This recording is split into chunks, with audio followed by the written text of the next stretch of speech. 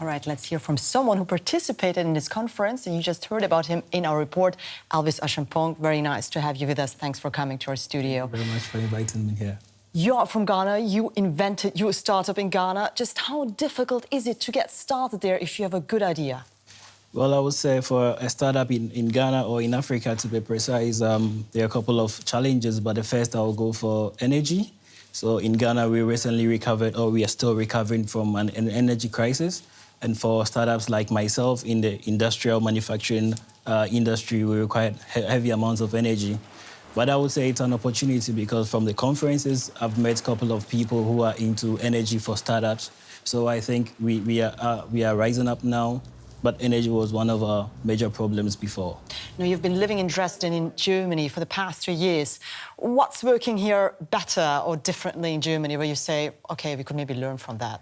I think mentorship in Germany, it's quite on the rise. I mean, comparable to Ghana. Here, I've learned that the companies can even mentor students whilst they're in the universities.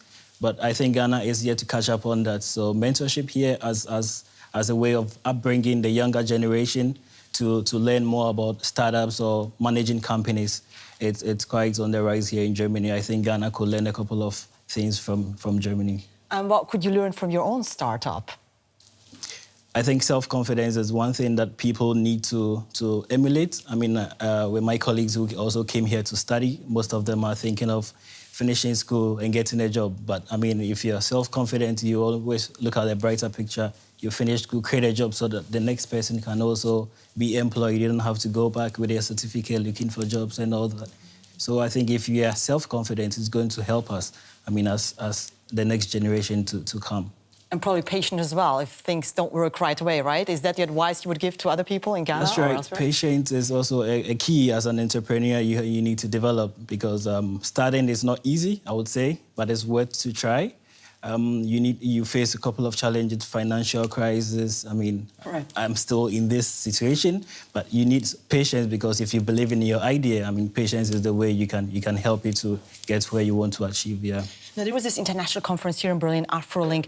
What's the bottom line of that? Was it just a nice chit-chat, or are you really taking something back from there? Is there really help in between different entrepreneurs worldwide?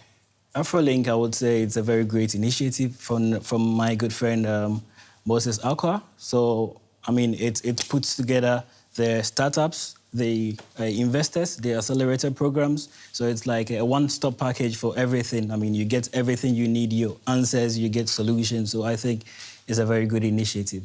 Yeah. Elvis Acheampong, thank you very much for coming to the studio and talking about the experiences of your startups, the struggles but possibilities as well. Thank you very much. Thank you very much as well.